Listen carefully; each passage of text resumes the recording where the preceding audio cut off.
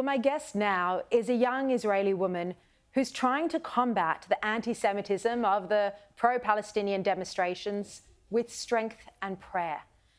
Her and her team have plastered posters, they've helped arrange a mobile truck campaign and organised a pro-Israel rally to proactively try and help bring the Israeli hostages home and keep them in the mind of the media. But each time she's met with anti-Semitism. Noy Miran joins me now. Thank you so much for being here tonight and for the incredible work you've done as an Israeli living in Sydney, Australia. Amazing. Thank you for having me. The main issue and the main thing I want to put out there is the hostages. And I feel like it's not out there enough as all the things about what's happening with Israel and Hamas that's on the news all the time. But no one's talk about the fact that there's hostages out there. And do you think that the world media has just moved on? And there's 220 or 230 hostages who still remain trapped in the spider web of Hamas tunnels. And you think that the media is not covering them and their family stories quite enough?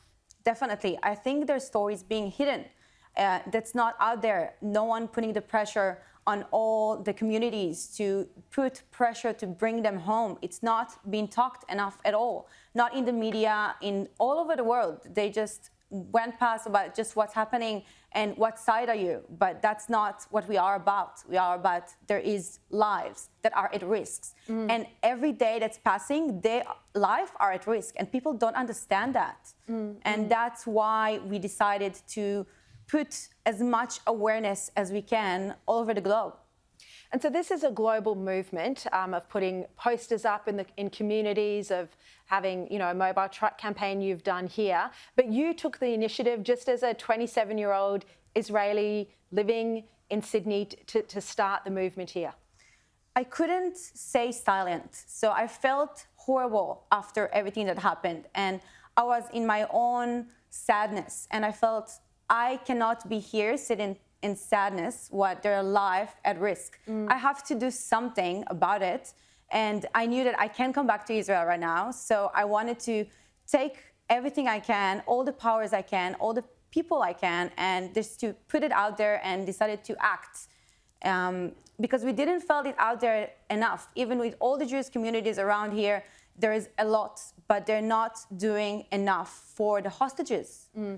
Everyone's doing, I think, whatever they can in their own way. I know people are donating a lot of money. The federal government's given $25 million to Gaza, hasn't given any money to Israel. It says Israel doesn't qualify for funds, but I know the Jewish community here has been very generous to try help the families of the hostages, the victims of terror. But Noy, you have faced quite a lot of anti-Semitism during this movement. Can you tell me about that? I felt it even personally. I never felt afraid to talk Hebrew going in the streets. And I can tell you that now I definitely am. I won't wear my necklace out going the street because I feel terrified, and it's never happened before. And I can tell you as well about the posters out there being ripped, saying Gaza Jews on them, saying Kanye was right on them, being put on all the universities around here, and it is scary. It's scary, and it's not out there as much as well.